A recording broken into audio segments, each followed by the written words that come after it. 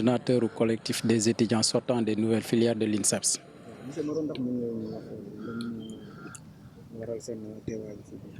Sunu teewaay bi fii li ko waral mooy dañu tenir ce point de presse pour lancer benn cri bu mujj puisque boobu ba léegi ñu ngi yuuxu def na ñetti at ñi ngi wax te kenn déggul sunu wax kenn déggul sunu woote cette fois-ci nag dañuy lancer sunu cri bu mujj pour que autorité bi jël des mesures idoines pour répondre à notre appel bu dul lenn lu dul sunu recrutement au niveau de la fonction publique. Ça fait 3 ans bi ñu génnee INSEPS ci institut bi ngay gis nii boobu ba léegi ñu ngi toog di xaar def nañ fi formation ñetti at ñu ngi toog ñetti at di xaar suñu recrutement ba léegi waxuñ ci dara loolu moo ñu jaaxal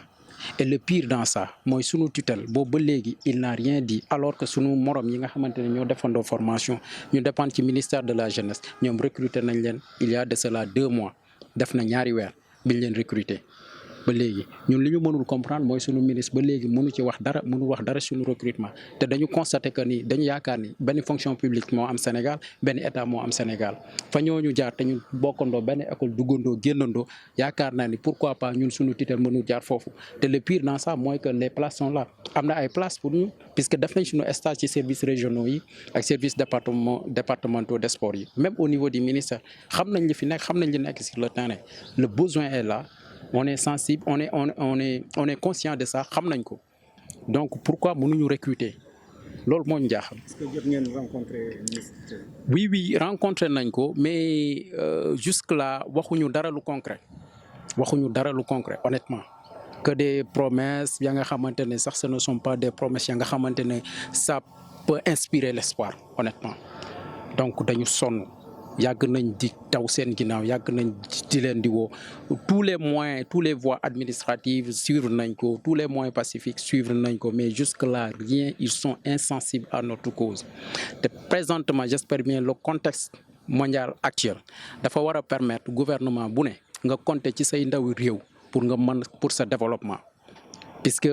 fi ñu toll fi jamono toll daf ko wone te mënoo développer nag di former ay ndaw di leen di sànni ñu toog pendant ñetti at waxoo ci ñoom dara ñu ngi lay woo nga bañ leen dégg cette fois-ci yaakaar nañu ni dinañ dégg suñu appel bi ñu ngi woo président de la république pour mu ñëw mu déglu suñu appel bi jël ci des mesures idoines ya nga xamante ne dinañ régler cette question une bonne fois pour toutes puisque ñun bëgguñu lu dul servir suñu réew duñu jël gaal di dem bitim réew di xaru ji duñu dem jël gaal di des ci Méditerranée bi dañuy des fii suñu réew liggéey ko développer ko ba nga xamante ne génération yi ñëw duñu dund ñun lu ñuy dund puisque dañu gëm ni suñu développement réew ci suñu loxo la mën a jaar. Est-ce que seen direction bi dugg na ci xeex bi jàppale sunu direction bi ba dugg na ci xeex bi du ma kii mais en tout cas waxoon nañu ni d'après leur dire waxoon nañu ni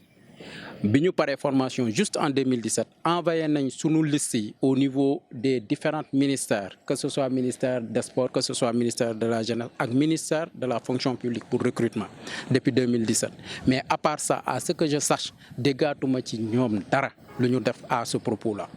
honnêtement. amoon na bataaxal bu génnoon di woon ni Sénégal bokk na maanaam moom moo jël ñetteel place bi ci dëkk bi nga xam ne ndaw yi ñu ngi taxawaalu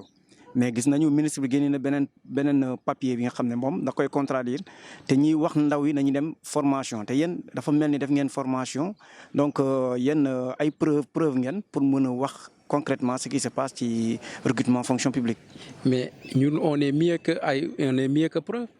Puisque loolu mu wax noonu c'est le ministre de l'emploi et de l'insertion mu wax ni il y a un problème d'employabilité il y a pas un problème d'emploi s'il y avait véritablement un problème d'employabilité est-ce que dinañ toog depuis 3 ans ba nga génn ñu former la pendant 3 ans nga toog 3 ans di yuuxu ci presse bi di wax di rencontrer autorités yi pour ce recrutement mënuñ la recruter il faudrait que nos administrateurs il faudrait que ñu considérer la population un tout petit peu et la jeunesse en particulier puisque loolu mënuñ ko concevoir